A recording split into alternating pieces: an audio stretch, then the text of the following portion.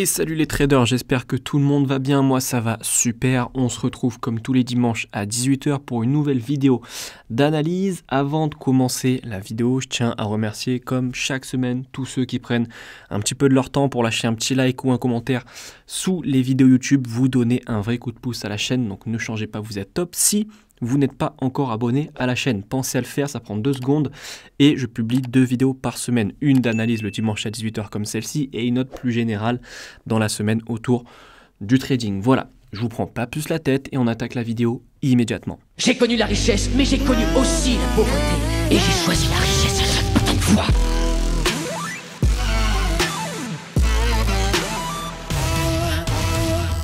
Ok, alors Hautcad, je vous avais dit la semaine dernière de faire encore attention à des sell setup jusqu'au plus bas ici. Alors est-ce qu'on l'a atteint? Non, on l'a pas atteint à quelques pips près. On l'a pas atteint. Donc ce que vous faites pour les jours à venir, ben, c'est toujours pareil, même si c'est plus trop intéressant, quoique il a un petit peu remonté en 1 heure. Donc voilà, si vous avez un petit sell setup, vous pouvez tenter la vente encore jusqu'au fameux plus bas. On y était presque, dommage on y était presque, mais voilà, toujours de la vente jusqu'à ce plus bas pour moi en tout cas, sur Hautcad. CHF, JPY, je vous avais dit de faire attention à un achat, il pouvait se retourner jusqu'au plus haut. Au final, il nous a donné une petite correction, donc il est monté, tac, il a fait sa petite correction, mais du coup, qui dit correction après impulsion baissière, il nous a donné sa seconde impulsion baissière. Donc ce que vous faites maintenant, c'est que vous pouvez tenter l'achat dans la seule condition où, eh bien, le marché casse cette trendline avec une petite correction au-dessus. Là, on pourra tenter un petit achat jusqu'au plus haut. Sinon, tant qu'on est en dessous de la trendline, c'est compliqué. Et sans correction, c'est aussi risqué. Hein. On n'attend pas que la cassure de la trend, on attend la trend avec une petite correction, d'accord, hein, du style comme ça, un petit mouvement correctif comme ça, comme ici, etc. D'accord. EURNZD, celui-ci, on voulait la cassure du plus haut, et bien c'est fait. Maintenant, reste à l'écart parce que il peut corriger. Alors, je suis en train de regarder, il peut nous faire... Ouais, il peut nous faire un petit running. Donc ceux-là, ils sont vicieux, hein, ils peuvent monter encore.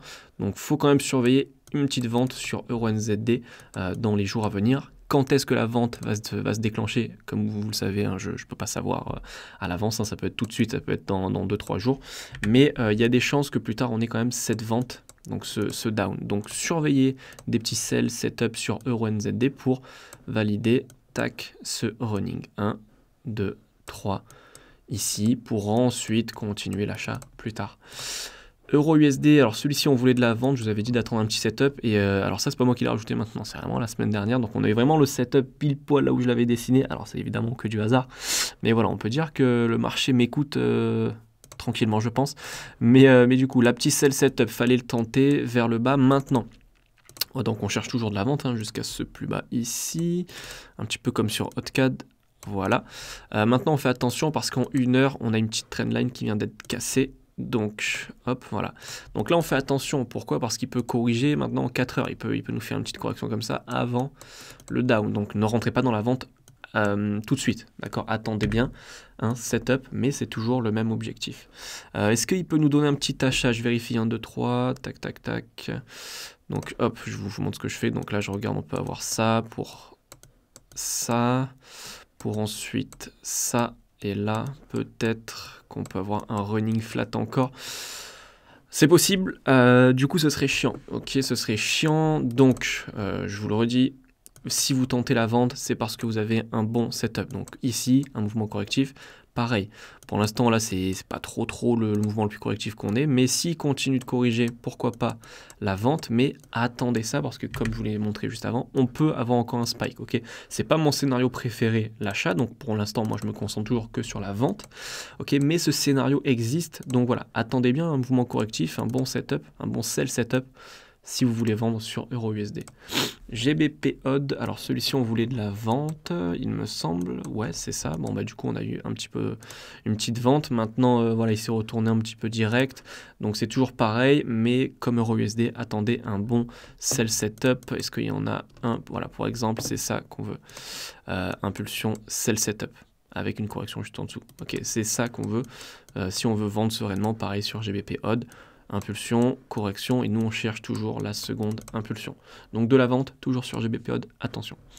GBP JPY, celui-ci on voulait de l'achat parce qu'il était en train, hop, de corriger juste ici. Finalement il a drop un petit peu plus. Alors l'achat, est-ce qu'il est invalidé pour autant? Pas forcément, hein, c'est juste que la chaîne ne s'est pas déclencher tout de suite. Faites attention du coup pour les jours à venir à un achat pour valider ce 1, 2, 3 et ensuite plus tard peut-être à une vente comme ça. D'accord? Donc on surveille un running flat. 1, 2, 3. Faites attention à un petit achat. Donc ce sera soit un petit achat furtif avant de se retourner comme je vous ai montré juste avant, soit l'achat qu'on veut depuis le début jusqu'en haut. D'accord? Mais dans ce cas-là, le running sera invalidé. Mais pour l'instant, moi je cherche toujours des buy setup sur un GBP JPY. GBP USD, alors celui-ci, je vous avais dit que alors les deux sens étaient à surveiller. Okay, parce qu'on pouvait avoir un dernier up, mais je vous ai dit que c'était assez risqué, donc c'était vraiment à la seule condition d'avoir une belle correction. On l'a pas eu, et on a eu à l'inverse, impulsion, correction. Du coup, je vous avais dit que si on avait ça, on se dirigeait directement sur la vente, parce que je vous remontre le scénario de GBP USD. Depuis des mois, je vous dis de faire attention à un up qu'on a eu, pour ensuite un down, d'accord, par rapport à ce running. Donc on a eu le up entièrement, peut-être, et maintenant on essaye de choper la vente. Ok, donc je vous avais dit, il peut nous donner un dernier petit up pour casser le plus haut, mais c'est pas sûr. Donc si vous n'avez pas la fameuse belle correction, le beau setup pour acheter, vous ne rentrez pas. Et à l'inverse, voilà, si vous avez des setups de vente, on en a eu plein, ici, là une plus grosse correction, down, on peut le tenter. Je crois que j'ai même un élève qui l'a pris, si je dis pas de bêtises. Mais du coup, là vous faites attention, vous tracez votre trendline comme ça, et si vous avez des sell setup encore en dessous, pourquoi pas. Mais si la trendline est cassée, on fait très attention, d'accord? Donc surveillez ça sur GBP USD, des petits sell setup, tant qu'on est sous la trendline baissière. USD JPY, celui-ci on voulait un achat, donc il est monté puis il est redescendu, donc pour l'instant pas top. Il peut nous donner un truc un peu chiant, c'est-à-dire qu'il peut nous donner 1, 2, 3, une correction pour continuer un down et ensuite donner l'achat. Ça c'est une possibilité. Maintenant il peut nous donner aussi un running, donc 1, 2 qui viendra casser le plus bas, 3 ici comme ça. Donc pour l'instant on fait attention. Je vais vous mettre les scénarios au propre, de toute façon ils sont pas très compliqués. Tac, ici et là. Scénario 1, tant que ce plus bas là n'est pas cassé, on cherche l'achat jusqu'au top. D'accord? Si ce plus bas vient être cassé, c'est le scénario 2, on ira chercher un achat, mais peut-être pas jusqu'au plus haut, quelque chose comme ça. Voilà, ça c'est le second scénario. D'accord? Donc faites attention à ces deux possibilités. Et là on arrive sur les crypto-monnaies. Aïe aïe aïe, je sais qu'il y en a, ils se font découper en ce moment sur les crypto-monnaies. Les gars, en tout cas, sachez que moi, je vous ai prévenu, je crois, sur absolument tous mes réseaux sociaux, que ça allait être inévitable. Je vous ai dit, j'ai répété plein de fois que ça allait être quasiment inévitable. C'était quasi sûr qu'on l'aurait. D'accord, cette impulsion baissière. Vous pouvez aller voir sur mon TikTok, sur Instagram, etc. J'ai posté plein d'avant-après d'ailleurs. Donc, est-ce que c'est maintenant qu'il faut paniquer? Non, au contraire, notre scénario est valide. Pour rappel, c'est juste un running. 1, 2 et 3 ici, d'accord? 1, 2, 3. Ça, c'est une correction. Sans ça, le marché ne peut pas être haussier. Il nous faut toujours des corrections, vous le savez. Le marché corrige, c'est pas une fusée comme ça qui monte toujours tout droit jusqu'à l'infini, vers l'infini ou au-delà. D'accord? Donc on est obligé d'avoir des corrections, et ça en fait partie. Ça, c'est une correction. Pour vous rassurer, quand on a eu ça, d'accord, cette petite baisse, c'était quoi? C'était juste la correction de cette petite impulsion. On a eu quoi juste après? Seconde impulsion. Est-ce que là, tout le monde paniquait? Non, tout le monde était content. Ok? Bah là, c'est pareil. On a eu une grosse impulsion là, qui a duré quelques années. Ouais, quelques années ici. Non, ouais, quelques années. Du coup, maintenant, on est en train de la corriger. Et est-ce que c'est mauvais signe? Bah, pas forcément, parce que du coup, on pourrait peut-être repartir dans quelques mois vers une impulsion qui durera des années. D'accord? Donc, ne paniquez pas. Déjà, n'investissez pas trop d'argent, en tout cas de l'argent que vous ne pouvez pas vous permettre de perdre. Et quand il y a ça, c'est dans la logique des choses. Okay, donc ne soyez pas surpris surtout, parce que les corrections font partie du marché. Il y en a plein. D'accord? Ici, correction up. Correction up. D'accord? Donc ça, c'est juste que ça fait plus peur aux gens, parce que c'est... évidemment, on perd combien? Depuis le top, on perd 50%. C'est ça qui fait peur aux gens. Mais regardez la structure d'abord. La structure, elle vous montre que c'est juste une correction. Donc pas de panique. Je ne dis pas que ça y est, ETH to the moon. Pas forcément. D'accord? Parce qu'il peut très bien encore chuter. Il peut faire une correction qui retrace encore plus. Il peut nous donner un expanding comme ça. D'accord? Ça, c'est possible. Par contre, il y a de grandes chances que ce soit une correction passagère pour laisser place ensuite à une autre impulsion. Okay? C'est pour ça que je ne panique pas. Maintenant, est-ce qu'il faut buy the dip absolument là, maintenant, tout de suite? Non, n'écoutez pas ceux qui vont vous dire « Allez, c'est parti, c'est les soldes, investissez ». Parce que les mecs qui vous disent ça, ils vous ont dit d'acheter ici, puis là. D'accord, résultat, vous avez perdu tout ça déjà, parce que vous avez buy the dip. Donc, est-ce qu'on buy the dip juste parce que le marché baisse? Non. D'ailleurs, je vous ai fait un petit vocal pour vous expliquer entièrement pourquoi sur mon canal Telegram qui est dans la description, c'est gratuit. Je vous ai expliqué pourquoi il ne fallait pas buy the dip à chaque fois qu'il y a une baisse. Du coup, quand est-ce qu'on achète? Parce qu'on profite quand même du fait que le marché retrace. C'est simple, pour ceux qui veulent rentrer safe, vous tracez votre trendline. Alors oui, je sais, il y en a qui vont me dire « Ouais, mais on va rentrer dans 10 mois, le marché il aura déjà pris 30%. » Peut-être, mais tu préfères acheter ici et te faire fumer encore une fois, ou tu préfères attendre le déclenchement de ton plan de trading, acheter ici une fois peut-être un petit peu plus haut, mais que le marché ensuite te donne la fameuse impulsion haussière. Moi, je préfère acheter là. D'accord? Donc, vous le savez, en bourse et en trading, c'est l'argent de l'impatient qui va sur le compte du patient. Je crois que c'est Warren Buffett qui dit ça, mais bon. Donc là, vous avez tout qui est résumé. Okay, ceux qui sont impatients vont acheter ici dès que ça retrace vers le bas et ils vont se faire fumer. Ceux qui sont patients vont peut-être perdre quelques pourcents le temps que leur plan de trading se déclenche. Par contre, ils vont acheter au bon moment. Et ceux qui feront de l'argent. D'accord? Donc, attendez ça si vous voulez acheter. Cassure de trend et correction, au moins. D'accord? Après, si vous avez votre méthode, votre stratégie, rajoutez en plus. Mais là, je vous donne vraiment les grandes lignes. Cassure de trend, correction, si vous voulez acheter sereinement. Oui, vous rentrerez un petit peu tard. Plus tard que certains qui auront eu la chance de rentrer pile poil au bon moment grâce au karma. Mais là, avec les probabilités, vous êtes dans le bon sens et vous avez les chances de votre côté. Ok? Donc, attendez ça tranquillement. Ça, d'accord, cette correction, c'est une bonne chose pour faire un meilleur investissement. D'accord?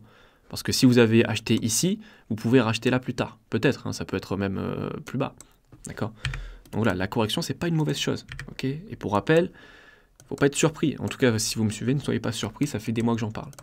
Bitcoin, bah, c'est la même histoire, c'est exactement la même structure. Okay? Elle est même un petit peu plus propre. J'aime bien la structure corrective du Bitcoin, je la préfère.